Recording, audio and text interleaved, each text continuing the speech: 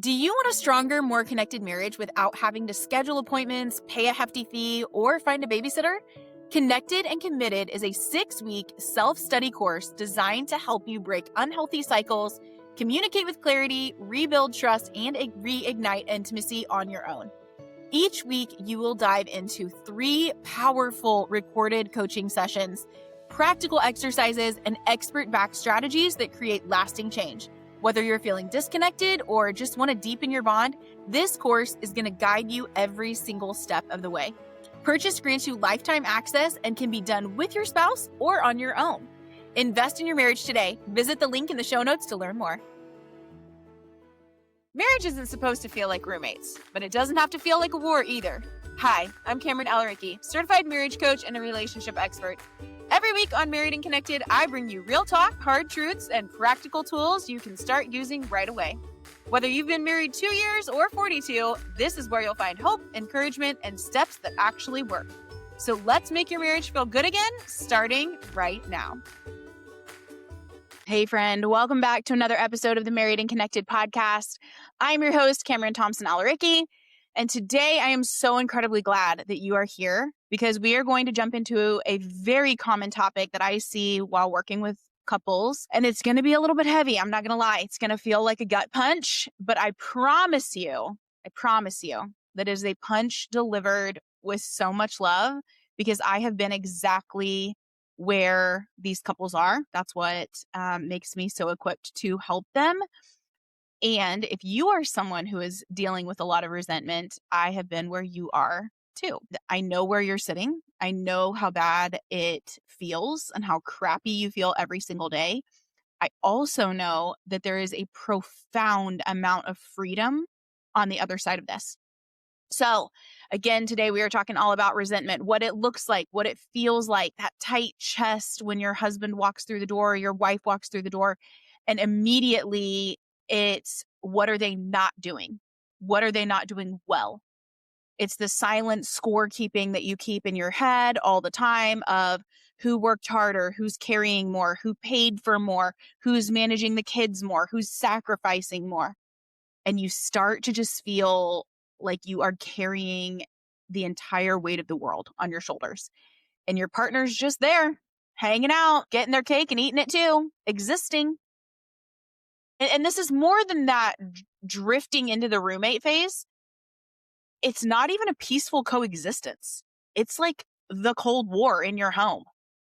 And most people think that resentment is this natural byproduct of a partner who isn't pulling their weight. And we think, well, okay, if they would just help out more, if they would just anticipate my needs. We've been together for umpteen dozen million years. They should just know what I need.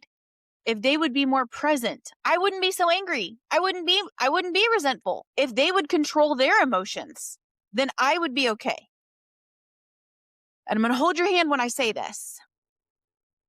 But whatever controls your emotions controls you. Whatever controls your emotions controls you. So if you are allowing yourself to not be okay because your partner's not okay, if you're allowing yourself to not be okay because they haven't met an expectation or a preference that you have, that's where your resentment comes from. Now, I'm going to tell you something that's probably going to want to make you shut this off right now, but I beg you to stay with me because I promise you there is light at the end of the tunnel and I'm going to help you through this. But your resentment is not about your spouse. Your resentment is about you. Anything that you allow to control your emotions controls you. That means that if you allow your kids to get you so fired up that you start yelling, if you allow your husband or your wife to get you so mad that you shut down or yell or act passive aggressively or insert childish behavior here, they are controlling you. Your spouse and your children are controlling you. And today, that is why I'm doing this podcast episode, because I want to help you strip away the excuses. I want to help you get the tools that you need. And we are relying strictly on transformative principles of emotional sobriety from Dr. Andrea Vitz and the hard, undeniable clinical research of Dr. Gottman, two of my absolute favorites in this space. And we are going to look at where resentment actually comes from. We know that it's from us, but like, why? Why is it from us? How it breeds the kind of judgment that destroys marriages, how it is entirely our responsibility to clean up our side of the street, and how to actually do that. So let's jump into it. When we talk about emotional sobriety, again, this concept is pioneered by Dr. Andrea Vitz. She's been on the podcast multiple times. She's going to be on again here in a few weeks talking about maturity. We are talking about waking up from an addiction. And make no mistake, resentment is an emotion that we make, not a feeling. It doesn't just come in and go out like waves in the ocean. It is an emotion that is deep-seated in our bones, and it is a chemical. It's a chemical that our body makes. And a lot of times, if you can look back and you can see, oh, yep, my parent was, or both of my parents even, were super resentful. Their parents were resentful. My brother is resentful. My sister is resentful. You can see that resentment. And it works the same with all other emotions too. Anxiety, guilt, embarrassment, sadness, fear. All of these are the same chemical makeup in our body. We get this twisted chemical payoff from playing the victim. Victimhood is absolutely a familiar energy that is something that can be addicting as well. And so we pass this down from generation to generation. Now, does that mean that because your mom was resentful that you're going to be resentful? No, it's not. But a lot of those habits that create the resentment are the reason we have the resentment now. So when you sit with that, when you sit in that resentment, you get to be the martyr. You get to be the good spouse, the one who's doing it all right, the one who's long suffering, and it feels powerful to be right, doesn't it?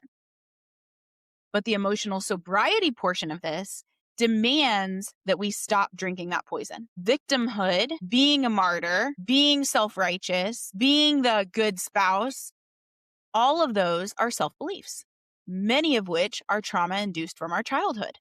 That's what emotional sobriety covers. Before we jump too much further into this, if you are interested in working with Dr. Andrea Vitz herself, please email me, coaching@recognizingpotential.com. If you are interested in working with me one-on-one to better your marriage, overcome your resentment, all the things, again, email me at coaching@recognizingpotential.com. And let's have a conversation around what either of those can look like for you. Because I will tell you, nothing has helped all of my relationships in life. Parenting, romantic, relationships with my parents, relationships with my brothers. All of that has been helped so much by going through this work. But emotional sobriety demands that we look in the mirror and realize that our emotional state is 100% our responsibility.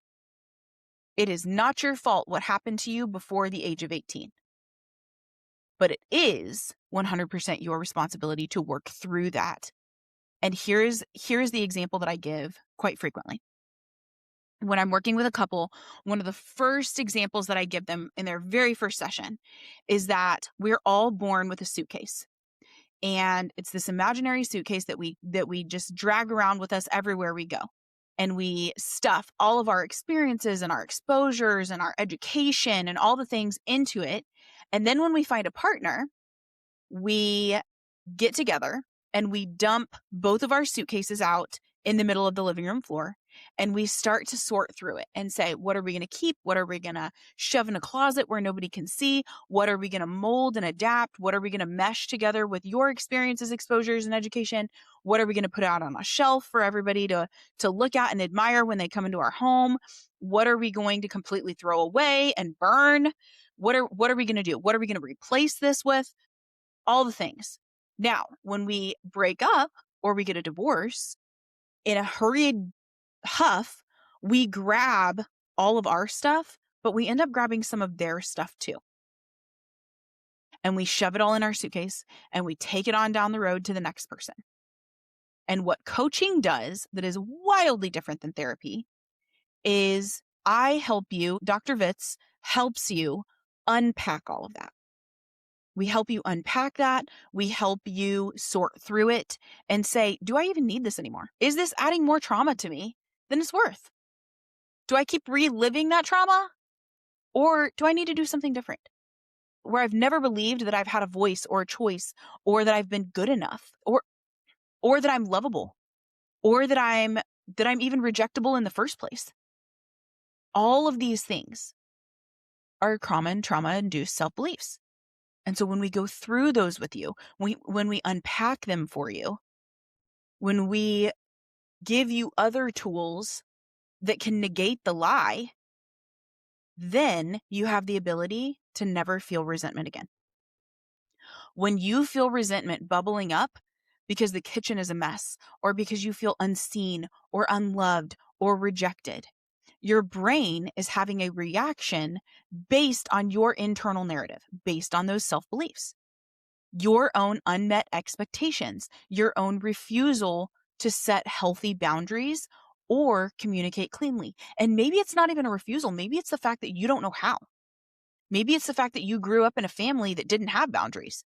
You don't know what those look like. This is one of the most common things that I hear as well when people are thinking about working with me is, well, we're adults. We should just know how to have a happy marriage. Fantastic. I'm so glad that you're an adult. And also, maturity is not guaranteed just because we get older. Maturity is not guaranteed just because we are aging or we are growing physically. Maturity, like a good, healthy marriage, is learned. If you didn't have parents that were mature, emotionally, spiritually, financially, etc., how are you going to learn how to do that? You didn't learn how to do it when you were living with them. How should you know? So when you say those words, well, we should just know how to do this. How? That's like saying, well, I'm an adult, so I should just know how to speak Mandarin. Why? I've never been around anyone that speaks Mandarin. I've never learned it. How should I just know it? Marriage is no different. Just because it's common doesn't mean that it's healthy. And just because it's common doesn't mean that everybody should just know how to do it. Mandarin is a very common language as well. Not necessarily something that I've had exposure or education around. So we've got to get rid of these myths that we should just know how to overcome trauma, how to overcome unhealthy habits, how to overcome resentment. We build an entire reality around this narrative. Let's take a quick pause. I want to ask you a serious question. What are you feeding your mind right now? If it's social media, are you tired of doom scrolling through the angry comment sections and political rants yet? What if you use that time to actually fix your marriage? Welcome to the free Married and Connected School community. It's like social media, but without the ads, without the judgment, and without the noise. Just real self-paced tools that get you out of that roommate phase starting today. Inside, you get an exact blueprint for a weekly State of the Union meeting with your spouse. We're cutting mental load, we're stopping miscommunications, and we're breaking that exhausting loop of doom argument once and for all. Plus, you get instant access to workshops on overcoming resentment and bringing the actual fun back into your marriage. We have a dedicated space just for guys jumping into Forging Fortitude. It's a 10-week intensive to help you step into your masculine leadership and become the husband and man that God called you to be. And for ladies joining Edifying Eden, we're stepping out of that controlling, nagging era into our soft, nurturing, feminine era, even if your husband hasn't taken the reins yet. Either way, you can take responsibility for your side of the street. Stop scrolling the internet and start investing in your home. The community is 100% free with options to purchase certain courses. Click the link in the show notes and join the Married and Connected School community today. I'll see you inside. Dr. Vitz teaches us that we are often emotionally intoxicated. Just like being drunk on alcohol or drugs, you can also be drunk on your own emotions, on your own righteousness, on your own partner's wrongness. Just like you can mentally obsess over a food or a drug or I need this, I need this, I need this. Sometimes your brain tells you that you need to focus on how wrong your partner is as well. We build an entire reality around this narrative and we gather evidence for it all day long. The cliche that you hear all the time, that's what you focus on grows, that's how it happens. When you focus on, they didn't do this right, your brain says, ooh, let's look for more things they didn't do right. And that's what you do all day long. That's how the practice of gratitude starts out with, okay, name 3 things that you're grateful for this morning. And then all day you're looking for more things to be grateful for. And after a little bit of time, you can walk outside and just be absolutely brought to tears over the gratitude for a beautiful tree or for a perfect sunset or for warm weather. True emotional sobriety means recognizing that your resentment is a signal that you are out of alignment. It means that you have stopped taking responsibility for your own joy, for your own peace, for your own life, and you've outsourced that job to your spouse. Because remember, whatever controls your emotions controls you. So when they inevitably fail at the job that they were never meant to have in the first place, you resent them for it. It's an expectation. And expectations are always going to lead to premeditated resentments. Always. And listen, I have been there. I used to be the most resentful, most judgmental human being on the face of this planet. I have sat at a kitchen table exhausted after putting kids to bed, answering questions about how many Americans are afraid of rats, or why do sharks have tongues because it's not like they chew their food anyway, and looking around at a life that I helped build and feeling nothing but a toxic brew of anger and exhaustion and hate. And I waited and waited for my external circumstances to change so that I could finally feel better. And the freedom didn't come until I realized I was the one holding the keys here. I was the one holding the keys to this emotional prison that I had basically locked myself in. You have to stop blaming your partner for your internal landscape. And this leads to the most dangerous symptom of resentment of all that I just mentioned, and that is judgment. Now, I want you to write this down. If you're driving, obviously don't. Come back to this, listen to it again later, and write it on a sticky note and stick it on your bathroom mirror. Judgment is not benign. It is born of resentment. We live in a culture that absolutely glorifies judgment. Look at the world around us. Look at cancel culture. This person's canceled. That person's canceled. Ugh, why is she? Ugh. Every time somebody hears the name Kardashian, somebody else scoffs or gets this look of disgust on their face like they just ate rotten broccoli. Look at Facebook or any other social media. The sheer unadulterated disgust that people hurl at each other online, in politics, in the media. We have normalized looking at human beings, deciding that they are fundamentally flawed and writing them off. We celebrate it. We call it holding people accountable. But really, it's just self-righteous disgust. And what happens?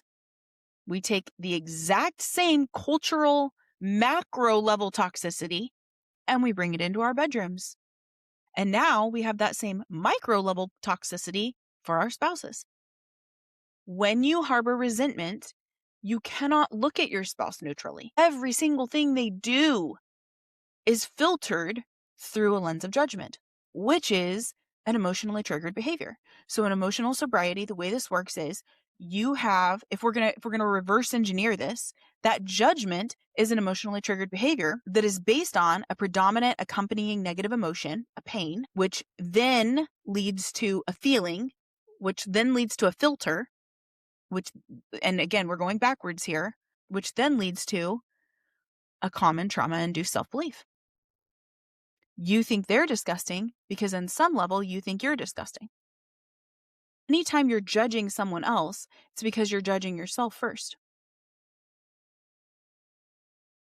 Every single thing that your partner does that is filtered through a lens of negativity first comes from a lens of judgment from you.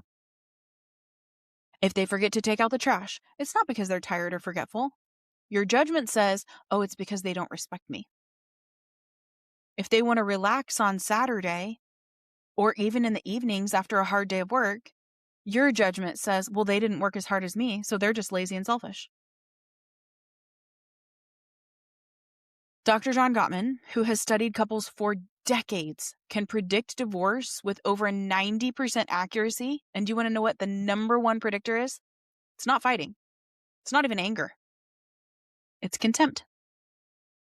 Contempt is judgment that is weaponized. It's this idea that, well, I don't want to be a statistic that gets a divorce. So I'm just going to look at you like you're less than me. It's the eye rolls. It's the looking down at your partner. It's the deep sigh of disgust. That is what Gottman calls the sulfuric acid for love. When you allow your resentment to live in your heart, it even says in the Bible that divorces are caused by hardness of heart. Well, hardness of heart is resentment. That's exactly what it is.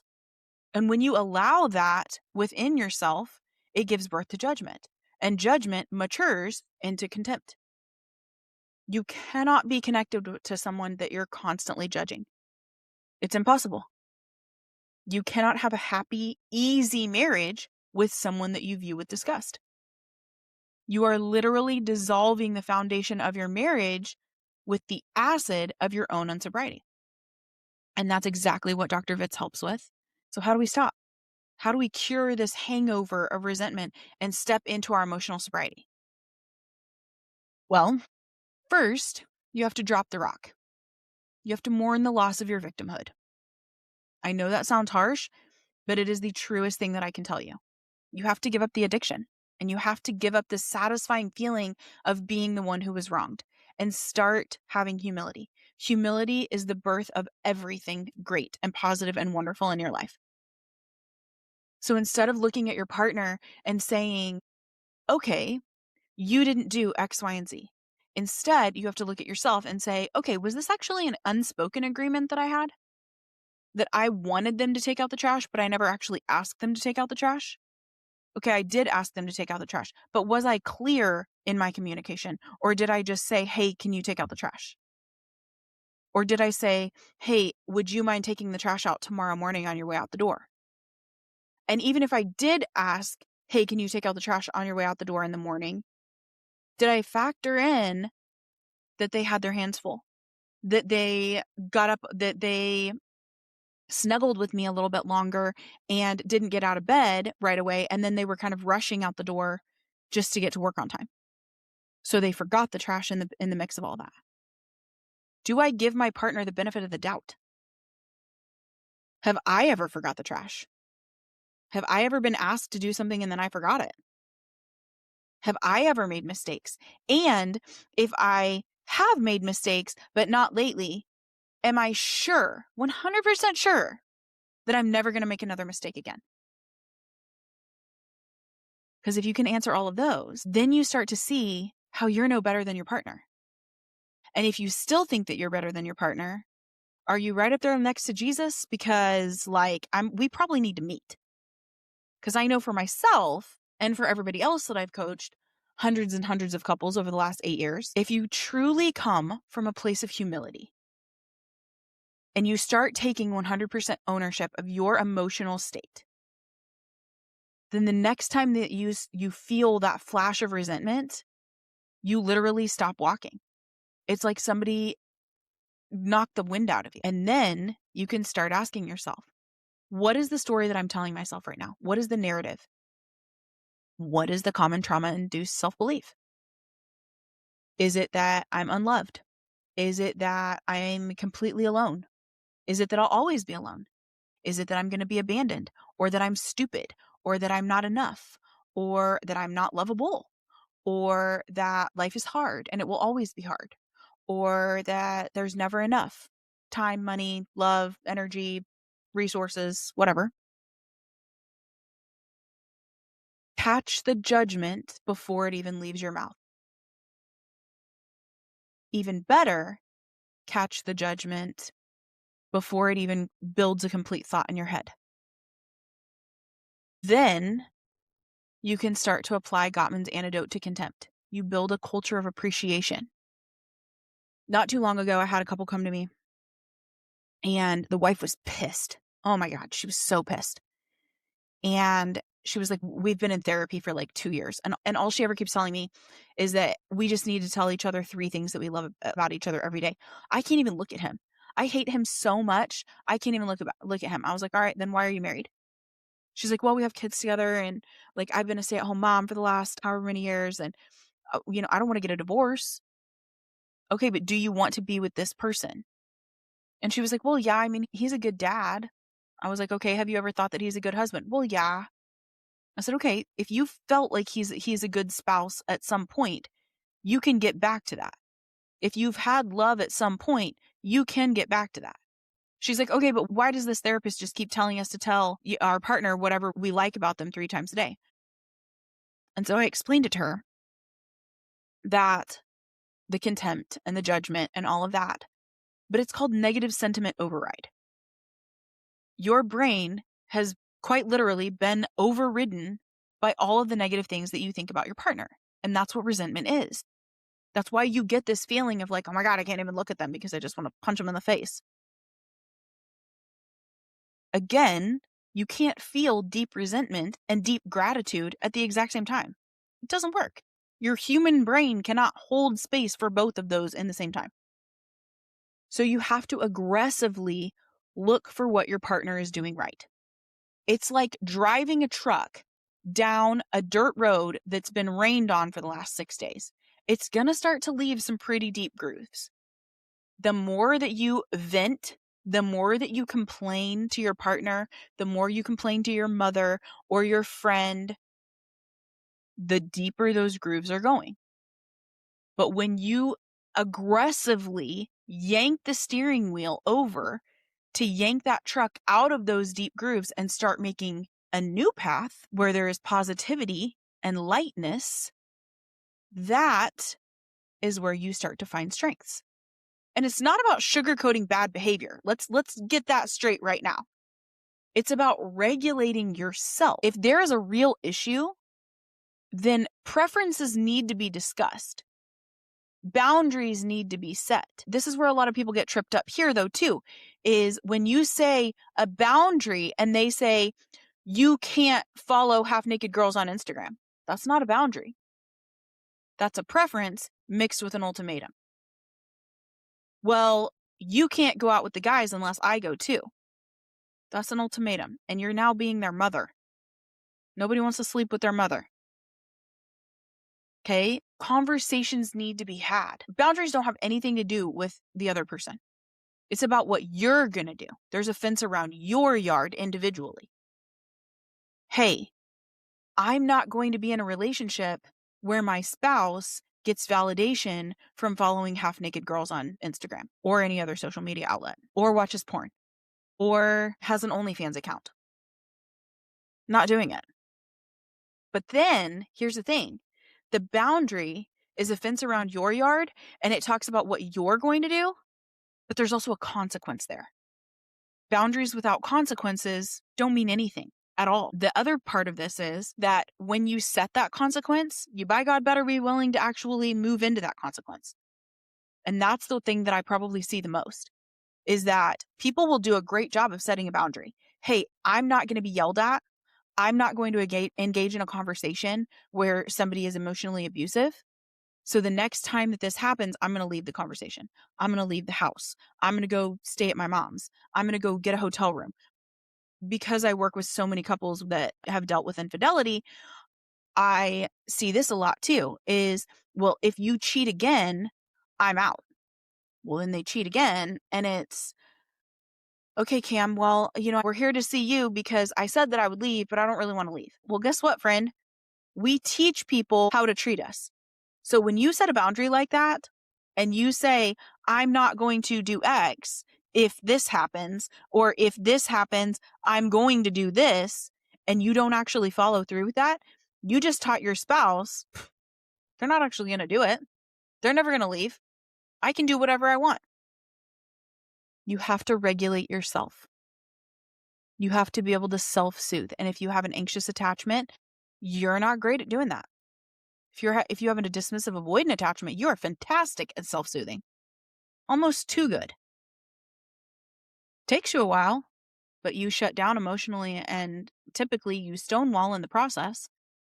If you have an anxious attachment, you need someone to co-regulate with you. And that's where you start. You start regulating yourself. You can only have boundaries effectively when you are emotionally sober. When you approach your spouse from a place of grounded, calm ownership, rather than this place of frantic drama, resentful judgment, that's when the entire dynamic shifts. You stop attacking their character and you start addressing the issues as me and you versus the issue instead of me versus you versus the issue. Now, I told you that this episode was going to be a gut punch. And recognizing that you are the architect of your own misery is a really hard pill to swallow. But do you also see the beauty in it? Do you see that when you overcome that resentment, that's when the entire dynamic of your marriage starts shifting? When you start learning the tools of not only overcoming your resentment, but also learning to do things in a more emotionally mature way, asking for what you need, not assuming, not making unspoken agreements, but rather spoken agreements. Do you see the absolute freedom that comes from that? It's like feeling suffocated in a prison of your marriage versus having this free, trusting, having the best sleepover with your best friend every single night kind of energy. Now, if you feel like your resentment was caused by your spouse, you would be powerless until they decided to change. But because your resentment is generated by you, that means that you have the power to dismantle it. The best news of all of this is that it is physically impossible for a marriage to stay the same if one person in that marriage radically changes. I know, I've lived it. I've helped hundreds of couples do it. You have the power to change the entire temperature of your home just by choosing the emotional sobriety component of this.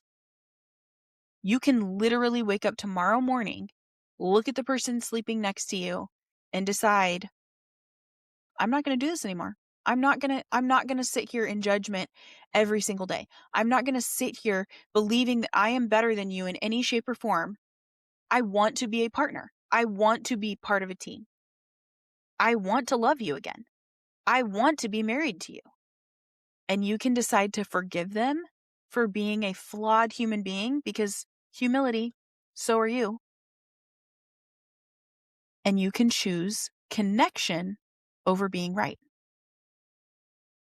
I know this is hard work. I did it for an entire year to become emotionally sober. That's part of what Dr. Vitz and I talk about on the podcast that's coming up about maturity. How incredibly immature that I was. If you go back to like episode 72-ish versus now, you can hear it. You can hear the difference in my journey. And I promise you that reprogramming your brain away from resentment and away from judgment is like learning to walk all over again. Now, if you are listening to this and you're thinking, I hear you, Cam, but I am way too deep in it. The resentment's too thick. The roommate phase has lasted way too long, and I don't know how to find my way back. Please hear me. Please hear me. And this is not just a sales pitch. This is I promise you, you cannot do this alone. This is exactly why I do what I do. This is exactly why Dr. Vitz does what she does. We work with couples who are drowning in this exact same dynamic because we've both been through it.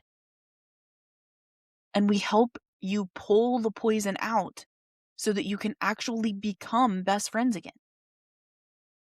If you need someone to guide you through this, to hold your feet to the fire with truth and love, but also hold your hand while you walk through it, please send me a message, coaching@recognizingpotential.com. You can literally just email me the word resentment, and I will send you a link to book a call. My email is in the show notes. We will get on a call. We will figure exactly where the breakdown is. and get you to a place of emotional safety and deep connection again. And if you want to start surrounding yourself with people who are doing this work too, who are choosing sobriety over resentment, that is where my free school community comes in. That link is also in the show notes. I am in there every single day doing the work, building out courses and workshops and resources and all kinds of things where you can just go in and get immediate help for your marriage so that you can start building a marriage that you are deeply grateful for immediately. Now, if this episode struck a nerve, if it gave you that uncomfortable but necessary gut punch, please share it with somebody who needs it. Leave a review for the podcast. It helps us reach more couples who are silently struggling. And before we sign off today, I want you to know that you are entirely capable of cleaning up your own side of the street. You are capable and deserving of a beautiful connected marriage. I've got you. And until next week, stay married and connected. This podcast is for educational purposes only and is not a substitute for professional counseling or therapy. Every couple story is unique, so take what's helpful and leave the rest. By listening to this podcast, you acknowledge that neither I, Cameron Thompson-Alaricki, Married and Connected, or Recognizing Potential Coaching are responsible for any outcomes related to what you apply from this show, especially if you are not a client of mine.